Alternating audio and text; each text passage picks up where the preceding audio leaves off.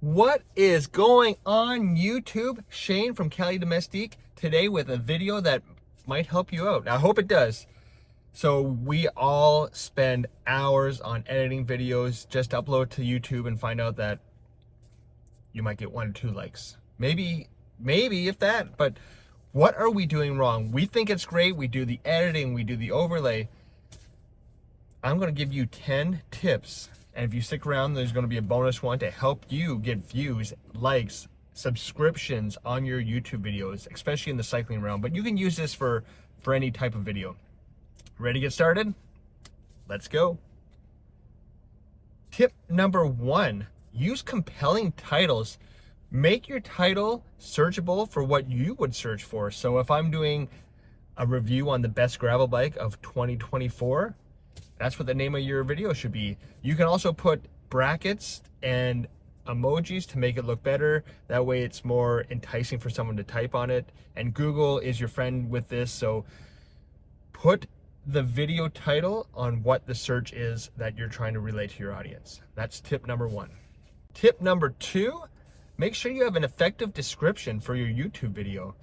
You want to have it aligned with what the viewers watch, because Google's SEOs, they're going to search, they're going to scour the internet.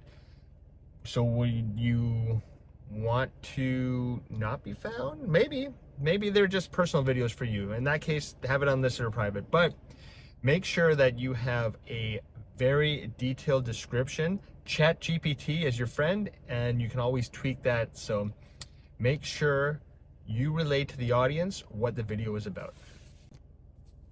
Tip number 3, make sure you put tags in. If you upload your video from YouTube, you might not have the option right away to do it. So make sure that you download Studio Creator for the YouTube app, and you can go in there and add titles, change the description, but make sure that you do this before it's published. That way Google recognizes it and there's no other changes and things aren't getting messed up. I found what works for me is having 3 to 5 hashtag tags, which are ideal. I find those give me the most views. I'm going to test it out. Keep doing what works best for you, but 3 to 5. So going back to tip number 1 about the best bike of 2024, you could put hashtag best bike of 2024, best graveling bike of 2024, best road bike 2024, hashtag cycling, hashtag review. Just have it align with what you want. Number 4, this one I can't stress enough. Have an engaging thumbnail. Put more time into your thumbnail than the actual video, because that's where you're going to get your clicks to. If I see just a screenshot from a video, I'm probably going to pass it, because I know that person who did the video didn't put enough time and thought into it. So make it catchy. Use Canva, use Poster My Wall, heck, even if you're on a budget, use Instagram stories and design it that way, and then do a screenshot and upload that as your thumbnail, and just watch the clicks and the views fly in. Halfway there. Tip number 5, make sure your video is uploaded in the correct category. I found that I did a travel video in the past, and for some reason, every video that I uploaded going forward was stuck into the travel video. Sure, you can go in and change it afterwards, but it's that initial, you want to get those, you want that reward, you want to reap those likes, you want to reap those views. So if you're doing, we'll talk about cycling. If you're doing a cycling video, make sure that it's under sports, or maybe a how-to. That's probably something that I failed to do. I've gone back and changed them for most of my past videos, but I lost that initial kickstart. So don't let that happen to you.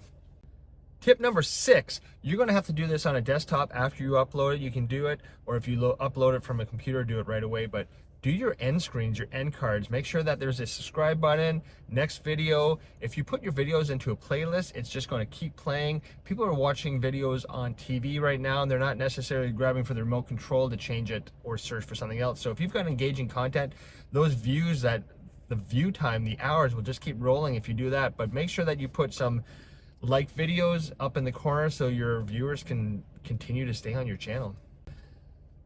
Tip number 7, we are in a world of cell phones. Everyone's got a cell phones have cell phones these days. But one of the biggest things that people do, they spend a lot of time on cell phones during work time and school time. So you know that the volume's down. So you could have some great catchy content, but the viewer doesn't know what the heck's going on. So make sure, use a program like CapCut. Put captions here so people can read along and watch your video. If not, make sure that you could upload subtitles or make sure that the closed captions are available on your video. But the easiest way around this is do auto captions in CapCut. It's $6.99 a month, and highly recommend that. That's what I use. Tip number 8, we talked about this with the end cards, but put like videos in playlists. Like I said, people are just going to funnel through that playlist. They have a video that they like or it's engaging, they learn something from it, they're going to keep watching. So you can do a playlist for reviews, tracks, favorite bike paths, bike maintenance, and just categorize all your videos under different playlists. That'll help your views and your videos get launched. Tip number 9, now we're starting to see the views and likes come in. Now what? Well, the next thing is comments. So make sure that you're engaging with your audience. You don't want to have a whole bunch of comments that go unanswered. Even a thumbs up to let your audience know that you're checking, you're filtering through the comments, and you're going back to your old videos. You can do this in Studio Creator. This is great. You can see all the comments. You can do new comments, new replies, unreplied, and it makes life a whole lot easier. So make sure you're putting the content out. People are watching it. They're putting their time into you. So make sure that you put your time back into them. Tip number 10, we made it. Make sure that your videos are optimized for mobile. So what that means is make sure that your video, your thumbnails look great when someone's doing a search on a cell phone. So make sure that you're engaging in both long video format and short video content, and that way your channels are going to link up so you can catch a lot of views on viral 1-minute videos on YouTube Shorts. So check that out. Make sure that you're doing content across all platforms. Hey, thanks for sticking around. I'm glad you made it for my bonus tip, tip number 11. And I was going to tell this at tip number 1 because this is a huge one, but I wanted you guys to get the other 10 tips. So bonus tip, tip number 11, metadata. So what that means is if I make a video on my cell phone is going to upload or save the file as a crazy number which has nothing to do with what the video is about.